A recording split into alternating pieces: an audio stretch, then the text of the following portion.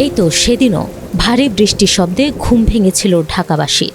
কারো জন্য হয়তো দিনটা ছিল চা আর গরম পাকোড়ার, কিন্তু সিংহভাগ মানুষের জন্য এর মানে ছিল অফিসে যাওয়ার জন্য মনে মনে সাঁতারের পোশাক তৈরি রাখা। প্রতি বর্ষায় ঢাকার রাস্তাগুলো যেন রূপ নেয় হাতিরঝিল লেকের এক একটা মিনি সংস্করণে। কিন্তু প্রশ্ন হলো, প্রতি বছর এই একই দৃশ্য কেন দেখতে হয় আমাদের? কেন একটু বৃষ্টি হলেই ঢাকা পরিণত হয় সুইমিং পুলে? রাস্তায় পানি জমলেই আমাদের প্রথম আঙুলটা ওঠে সিটি কর্পোরেশনের দিকে, এবং সত্যি বলতে তাদের দায় এড়ানোর কোনো সুযোগ নেই। অপরিকল্পিত নগরায়ন, ড্রেনেজ সিস্টেমের দুর্বল ব্যবস্থাপনা আর শহরের চারপাশের খালগুলো ভরাট হয়ে যাওয়া নিশ্চিতভাবেই এসবের মূল কারণ।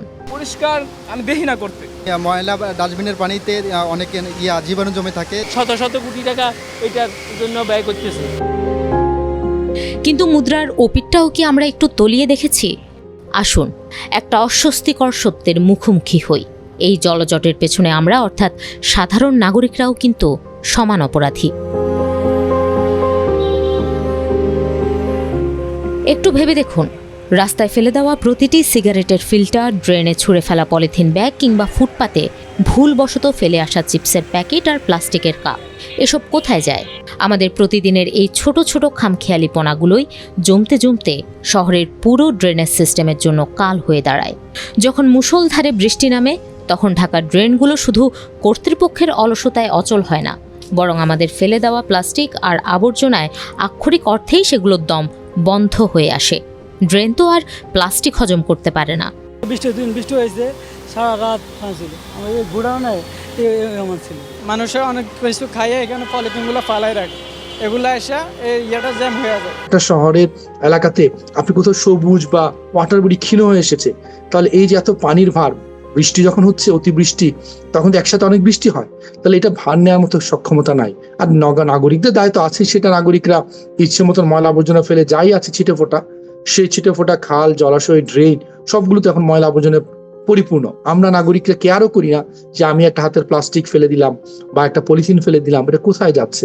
এই যে রাষ্ট্রেরও কিন্তু একটা দায়িত্ব আছে নাগরিকদেরকে বাধ্য করা, ইন্সপায়ার করা, দুটোই। তাহলে আমাদেরকে প্রথমে ইন্সপায়ার করার চেষ্টা হয়তো কম বেশি করেছে, তা আমরা যেহেতু পারিনি, তাহলে আমাদের বাধ্য করতে হবে, পানিশমেন্ট দিতে হবে। এটা সকল রাষ্ট্র বা নগর ব্যবস্থাপনায় পানিশমেন্ট কিন্তু একটা প্ল্যানিং টুল, যে আপনি পানিশমেন্ট দেওয়ার জন্য না, রেদার তিনি যেন দ্বিতীয়বার পুনরাবৃত্তি না করেন এই যে আমাদের ময়লা আবর্জনাগুলো যত্রতত্র ফেলার, সেটা। তাহলে উপায় কি? সমাধানটা আসলে আমাদের অভ্যাস পরিবর্তনের মধ্যেই লুকিয়ে আছে। আমরা কেউই আমাদের বসার ঘরে নিশ্চয়ই কলার খোসা ফেলে রাখি না, কিংবা রান্নাঘরের সিঙ্ক প্লাস্টিক দিয়ে আটকে দেই না। তাহলে ঘরের বাইরে পা রাখলেই কেন মনে করি রাস্তাগুলো কোনো জাদুকরি কনভেয়র বেল্ট যা নিজে নিজেই পরিষ্কার হয়ে যাবে? পরিস্থিতি বদলাতে বড় কোনো বিপ্লবের প্রয়োজন নেই, দরকার শুধু ছোট্ট কিছু অভ্যাসের। ডাস্টবিন না পাওয়া পর্যন্ত চিপসের প্যাকেট বা প্লাস্টিকের কাপটি নিজের কাছে রাখা, কিংবা প্রয়োজনে সাথে একটা ছোট ব্যাগ রাখা যেখানে সাময়িক আবর্জনা জমা করা যায়, এতটুকুই যথেষ্ট। এবং সবচেয়ে বড় কথা, নিজের পাশাপাশি অন্যকেও বিনম্রভাবে ড্রেনে ময়লা ফেলা থেকে বিরত রাখা। সামাজিক চাপ যদি ফ্যাশন বা ফুটবলে কাজ করতে পারে, তবে পরিচ্ছন্নতার ক্ষেত্রে কেন নয়? অবশ্যই এর মানে এই নয় যে নগর কর্তৃপক্ষ তাদের দায় থেকে মুক্তি পেয়ে যাচ্ছে। ঢাকার আরও উন্নত ড্রেনেজ সিস্টেম, আইনের কঠোর প্রয়োগ এবং সুপরিকল্পিত নগর উন্নয়নের জন্য তাদের জবাবদিহি করতেই হবে। যখন পানি আসে, যখন স্রোত আসে, স্রোতের সাথে পলিথিন চলে আসে, আসলে ভেসে আসে সব। এগুলো প্রত্যেক জায়গা থেকে আসে, প্রতিদিন মানুষ পাবলিক পালাইতেছে, পাবলিকে তো প্রতিদিন রাস্তায় পালাইতেছে। কিন্তু দিন শেষে আমরা যদি প্রতি বর্ষায় সাঁতরে অফিস যাওয়া বন্ধ করতে চাই, তবে আগে আমাদের শহরকে আবর্জনায় ডুবিয়ে দেওয়া বন্ধ করতে হবে।